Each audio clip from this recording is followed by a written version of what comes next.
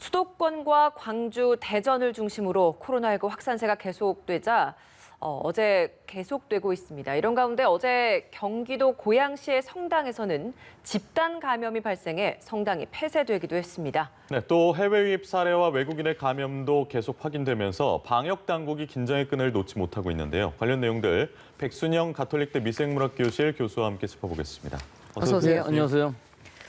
네, 현재까지의 코로나19 전반적인 상황에 대해서 좀 질문을 드려보겠습니다. 집단 감염 산발적으로 계속되고 있고 해외 유입 사례도 벌써 12일째 두 자릿수를 기록하고 있는 상황입니다. 방역 당국은 관리를 최선을 다해서 하고 있습니다만 지금 관리가 통제하에 진행이 되고 있다라고 보고 계십니까? 예, 겨우겨우 되고 있는 것 같이는 보입니다. 일단 60명 정도 유지되던 많았을 때 그렇던 것이 지금 신규 확진자가 이틀째 이제 40명대고 월요일 날은 좀 적었습니다만은 그거는 진단 수 자체가 적었기 때문에 그 이후에도 40명대로 유지된다는 것은 상당히 중요한 부분이긴 하고 지역사회 감염 숫자가 서서히 미미하게나마 줄어드는 경향은 보이고 있는데 근데 외국에서부터 들어오는 입국자들에 있어서 이 신규 확진자가 거의 2배 수준까지도 갈 수 있을 만큼 아주 12일째 두 자릿수를 나타내고 있거든요.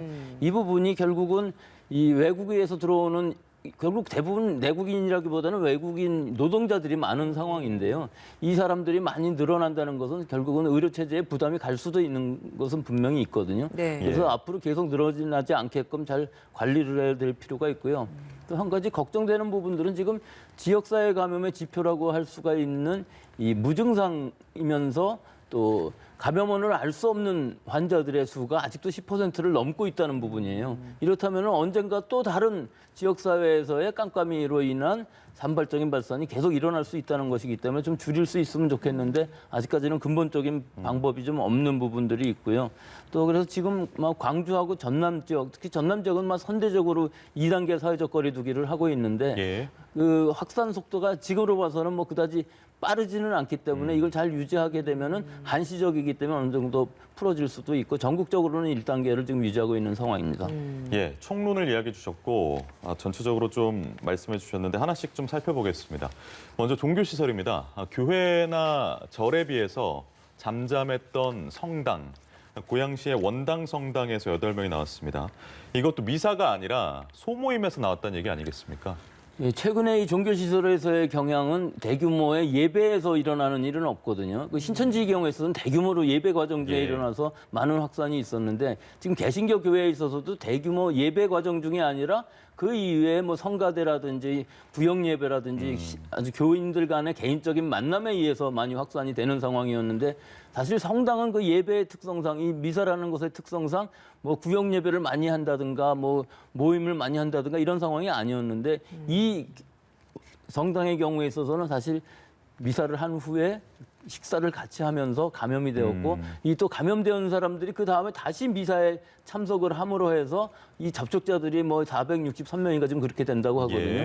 그래서 아직까지 다 전수조사가 끝나지는 않아서 모르겠습니다만은 이 부분에 있어서 많은 접촉이 여러 번의 접촉이 있었기 때문에 앞으로 환자가 더 늘어날 가능성도 있기 때문에 지금 성당이든 스님들이든 불교든 어떤 종교든지 간에 미사 또는 예배 불법회 이런 거 뿐만 아니라 개인적인 만남 자체를 좀 한두 주간 정도 좀 잘 자제를 해 주셔야 지금 이 상황이 어느 정도 억제가 되고 나면은 또 그 다음에는 어느 정도 모임이 가능하겠지만 지금은 굉장히 좀 아슬아슬한 순간인 것 같이 보이기는 합니다.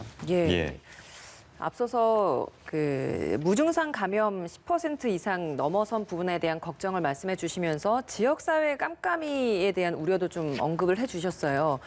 대전시나 대전시뿐만 아니라 광주시도 그렇고 다른 지역도 어디서부터 이게 감염이 됐는지에 대한 어려움이 있었는데 최근에 대전시에서 수도권에서부터 감염 경로가 확인이 됐다라는 이야기가 일부 좀 나오고 있는 것 같습니다.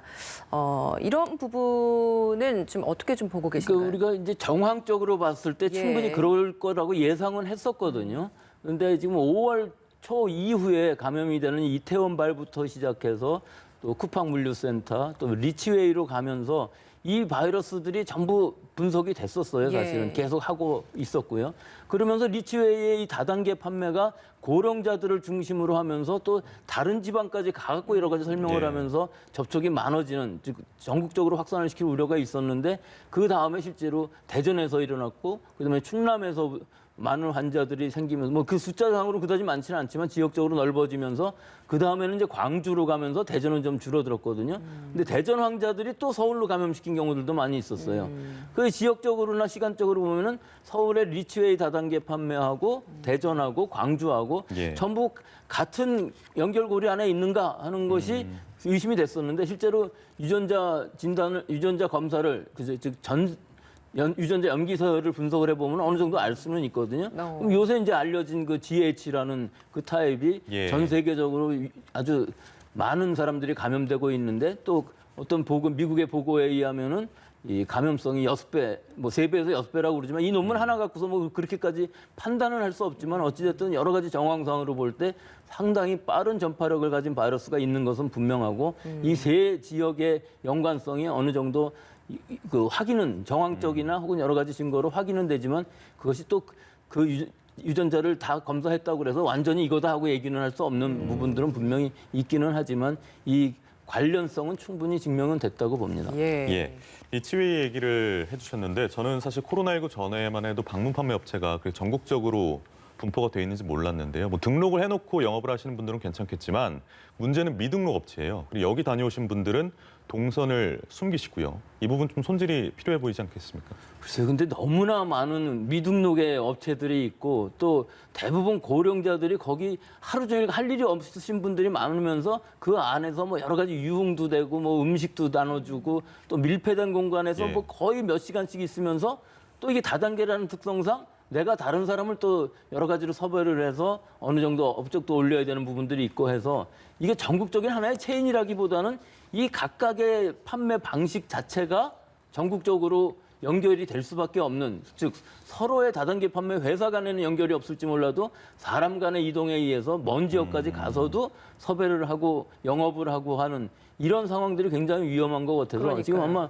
방역 당국에서도 이 부분을 어떻게 하면 막을 수 있는지 여러 가지로 고려를 하고 있는 것으로는 보입니다만은 사실 미등록 업체가 아닌 경우 정상적인 영업을 하는데 완전히 못하게 하기도 어려운 부분들이 분명히 있거든요.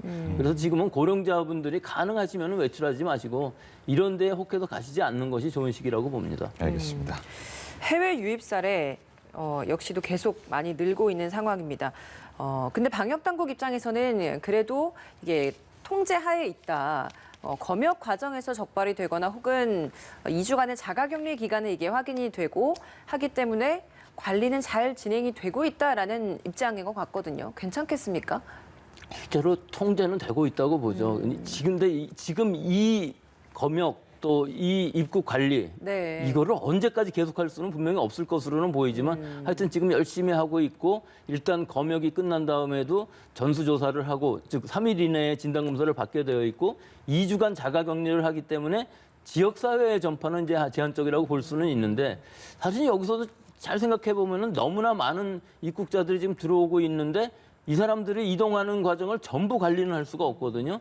그러니까 만약에 확진자들이 있을 경우에 있어서는 사실은 이동 과정 중에 좀 문제가 접촉이 있을 수 있는 상황들이 있을 것 같고요. 예. 또 하나는 이제 각 지역으로 돌아갔을 때에도 또 문제가 될 수 있는 것이 지금 그 외국인 밀집 지역들, 노동자들이 많이 있는 곳에 농촌이나 어촌 같은 데에 많이 있는데요. 그 부분에 그 여러 가지 환경이 좀 열악하다는 얘기들이 많이 나오고 방역 당국에서도 그 부분에서 만약에 어떤 확산이 일어나면 걷잡을 수 없기 때문에 그 싱가포르의 사례에서 그랬듯이요. 예. 그래서 이런 부분들이 굉장히 지금 우려가 되고 있는 부분들이 있고 그래서 이렇게 카자흐스탄처럼 많은 환자가 나온다고 그러면은 일단 탑승을 시킬 때 무증상으로 타기 때문에 뭐 하루 전에라도 이 진단을 받아서 음성으로 확인이 돼야 탑승시키는 이런 과감한 방역 네. 대책이 지금 돼야 되지 않을까. 뭐 이게 가능한 것까지는 모르겠습니다만은 충분히 하려고 그러면 할 수는 있을 것으로 보이기 때문에요. 예. 입국 금지는 아니라 할지라도 그런 강화된 검역 자체는 필요한 것으로 보입니다. 알겠습니다. 말씀하시는 중에 어제 하루 코로나19 신규 확진 현황이 나왔습니다. 전해드리겠습니다. 어제 하루 동안 63명이 확진이 됐습니다. 이틀 동안 40명대를 유지하다가 다시 60명대로 올라섰고요. 0시 기준 누계는 13,244명입니다. 신규 확진자 63명 가운데 국내 감염이 30명. 그러니까 국내 감염이 30명, 해외 감염 사례가, 해외 유입 사례가 33명. 어제와 비교했을 때, 어제 발표된 수치와 비교했을 때 국내와 해외 감염 수치가 각각 10명 정도씩 늘어났다고 이해하시면 될 것 같습니다. 경기에서 11명, 광주 7명, 서울에서 5명이 신규 확진됐고 대전에서도 2명이 추가, 인천과 전남에서도 1명씩 신규 확진이 된 현 상황 보이고 있습니다.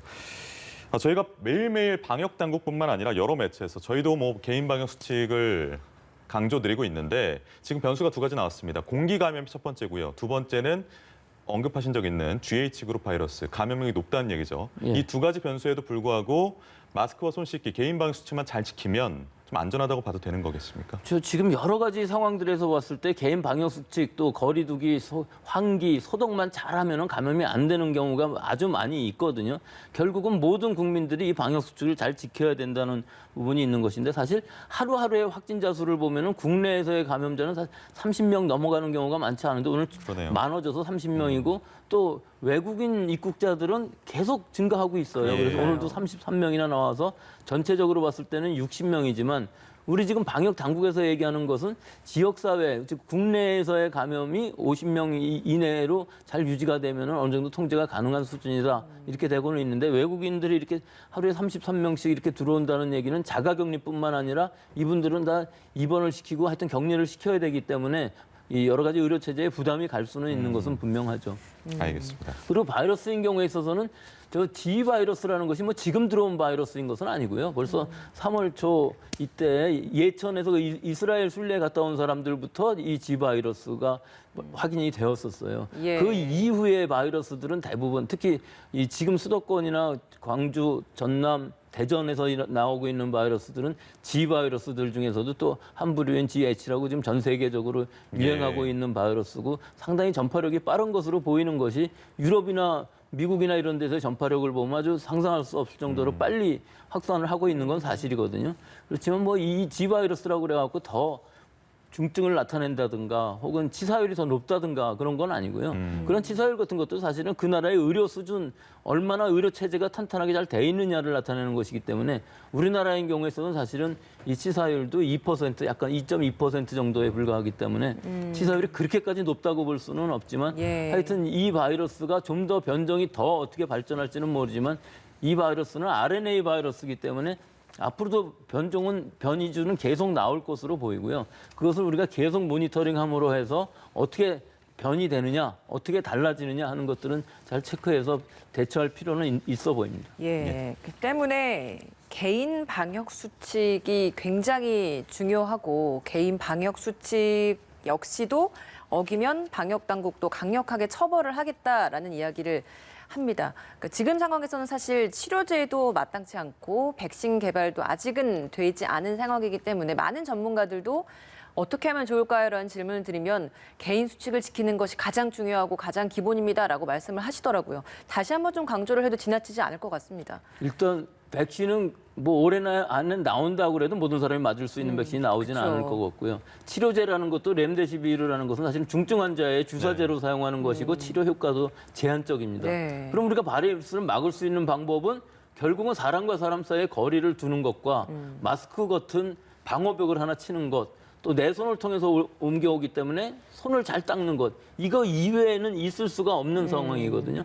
그렇기 때문에 지금 상황에서는 얼마나 잘 이 개인 수칙, 또 방역 수칙, 또 이런 환기나 소독 같은 이 장소에서의 또 대중교통 안에서의 여러 가지 그 방역 이런 것들이 잘 이루어져야만 이 숫자가 환자 숫자가 점점 억제가 될 수 있는 것이고 예. 만약에 그것이 해이해진다 그러면은 문제가 이제 점점 심각해지면은 네. 걷잡을 수 없는 상황까지 갈 수도 있는 것이거든요. 그러니까 항상 지금 5월 초 우리가 마음이 상당히 해이해지면서 이 환자가 많이 늘어났고 우리가 지금은 통제는 하고 있지만 아슬아슬한 순간으로 가고 있는 것이거든요. 그러니까 예. 이런 일이 다시 일어나지 않게끔 지금 학생들도 등교 개학을 하고 있는 상황이기 때문에 이것이 학교 내에서도 또 여러 가지 방역 수칙들 지금 잘 지키고 있어서 그렇게 큰 확산은 없지만 하여튼 여러 가지 문제들이 다 합쳐져 있고 아주 아슬아슬한 순간의 연속으로 보입니다. 대다수의 국민들이요 정말 열심히 방역 지키고 계시고요. 근데 문제는 일부의 일탈입니다. 지금까지 수차례 저희가 목격을 해왔지만 자가격리 위반하시는 분들 꾸준히 나오고 있고 이 기간에 미국 다녀오신 분들도 계세요. 처벌을 우리가 하고 있음에도 그렇습니다.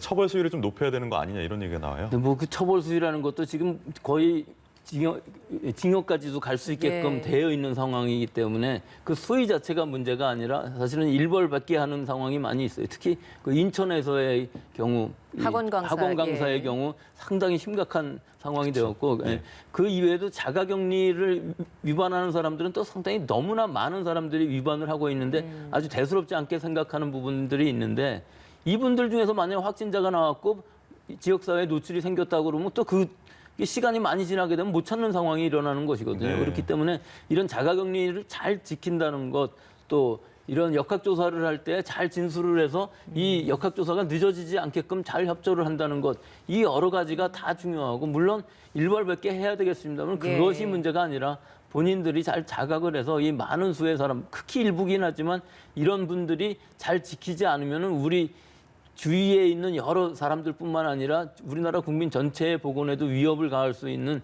아주 위험한 행동이라는 것을 잘 자각해야 되겠습니다. 예. 우리 방역 당국은 이 코로나19 장기전에 대비해서 조직과 인력을 개편을 했습니다. 지금까지는 임시로 진행이 되고 운영이 되고 있었던 중수본과 방대본을 상설기구로 바꾸고 인력도 추가할 예정이라고 합니다.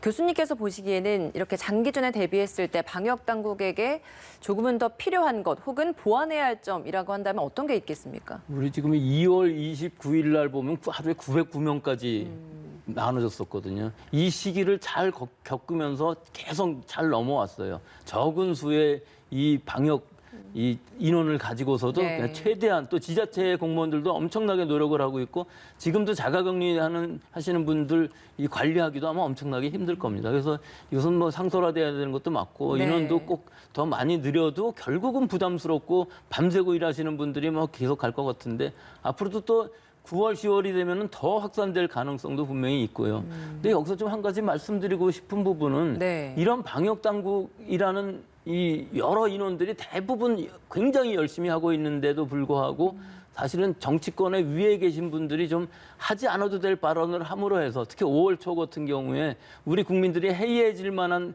좀 언급 필요 없는 발언들을 하심으로 해갖고 좀 확산된 경향이 분명히 있거든요. 그러니까 앞으로라도 좀 그런 우리 국민들이 좀 너무나 해이해질 수 있는 발언들은 좀 삼가해 주시고 방역 당국의 이 여러분들이 노력하시고 또 우리 국민들이 일사불란하게 지금 잘하고 있어 지금 잡혀가고 있는 상황에서 또 이런 일이 생기게 되면 지금도 조금씩 이렇게 어느 정도는 잡혀가는 것으로 보이기 때문에 시간이 지나면은 좀 해이해질 수가 있어요. 지금 네. 굉장히 오랜 동안 5월 초 이후로 계속 이 상황이 맞습니다. 연결되고 있고 아주 큰 집단 발생은 일어나고 있지 않거든요.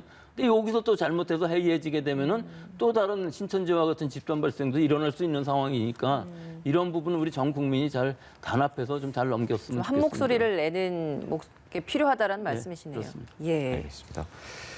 렘데시비르를 중증 환자를 대상으로 우리나라에서도 투약을 하고 있습니다. 지금 방역 당국의 말을 들어보면 일단 확보한 양은 충분한 상태입니다. 이 외에도 혈장 치료에 대한 연구가 진행 중인데 지금 혈장 수급은 원하는 상태입니까? 어떻습니까? 렘데시비르 충분하지는 않습니다. 7월 달은 무상으로 그 공연을 받았지만 네. 예. 사실은 8월, 9월로 가면서 이 미국에서 이 생산량 전체를 90% 예, 이상을 독점을 선점하고 했다면서요. 있거든요. 예. 그래서 우리나라에 과연 어떻게 계약이 돼서 어느 정도의 가격에 들어올지는 모르지만 사실 우리나라는 이렇게 중증 환자가 한 30명 정도이기 때문에 부담이 많이 가는 것은 아닌데요. 예, 이 부분은 아직도 좀 확보를 해야 될 필요가 있을 것으로 보이고 또 혈장 치료제라는 개념은 사실은 완치자의 혈장 중에서 이 중화항체를 분리해내서 사용하는 것인데 이 숫자는 뭐 아무리 많아도 그건 모자란다고 할 수가 없겠죠. 하지만 이 부분이 지금 우리 기술적으로 보면은 이 혈장 중에서 이뮤노글로불린이라는 항체를 분리를 해서 투여하는 방식인데 이것이 결국은 한계가 있습니다. 어느 정도 중증 환자한테 사용은 할 수가 있지만 실제 좀 더 우리 제재로 개발을 더 하려면은 결국은 이 항체를 만들 수 있는 세포를 배양할 수 있는 기술이 되는 것이 최종의 목표이거든요. 예. 아직 거기까지는 가지 못했지만 이 혈장으로라도 치료할 수 있는 부분은 충분히 가능하기 때문에 중증 환자에 있어서 지금 유일한 치료 방법 렘데시비르보다 훨씬 더 좋을 수는 있지만 아직도 확실하게 이 혈장 치료가 효과적이다 하는 것은 밝혀진 건 아니에요. 예. 하지만 어느 정도 효과가 있는 것은 실제로 우리 이 세브란스 병원이나 이런 데서 환자를 그 전에 3명 했을 때 사실은 1명이 사망하시고 2명에서는 좋은 치료 효과를 보았다고 하니까 충분히 시도해 볼 수 있을 만한 것인데 이 재료가 원천적으로 많이 모아져야 되기 때문에 지금보다 더 많은 사람들이 혈장을 공유함으로 해서 이 혈장 치료제가 쓰여졌으면 좋겠습니다. 예. 오는 12일부터 공적 마스크 제도를 폐지하겠다라고 했습니다. 이제 국민들 수량이나 뭐 날짜 이런 것에 상관없이 마스크를 원하는 만큼 구매를 할 수 있을 것 같습니다. 근데 날씨가 더워지다 보니까 마스크도 점점 좀 얇은 걸 찾게 되기도 하고 마스크를 쓰는 것보다는 안 쓰는 게 더 편하다 보니까 안 쓰는 분들도 많이 좀 볼 수 있는 것 같습니다. 근데 최근에 공기 전파 가능성까지 다시 좀 대두되고 있는 상황이라서 마스크가 굉장히 중요할 것 같은데 지금 이 시점에 마스크 저희가 뭐 KF94, 80 이야기도 했고 덴탈 혹은 비말 차단용 다양한 종류의 마스크를 많이 거론을 하고 있지 않습니까?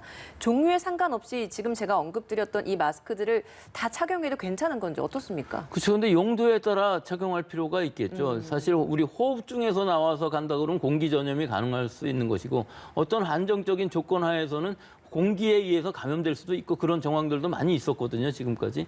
예를 들어 4m나 떨어져 있는 옆에 있는 식당에 있는 사람 중에서 감염되는 경우가 생긴다든지 이런 것들은 공기에 의한 어떤 송풍에 의해서 감염이 되었을 확률도 있기 때문에 이런 네. 것들을 막기 위해서는 사실은 이 비말 방지 마스크만 해도 자기 자신의 호흡에서 나가는 것과 외부의 비말로부터 막는 건 충분히 가능한데 실제 그 비말 방지 마스크가 좀 한정적인 것이 사람들이 많이 모여 있는 실내 환경 같은 데에서는 이것만 갖고 모자랄 수가 있죠.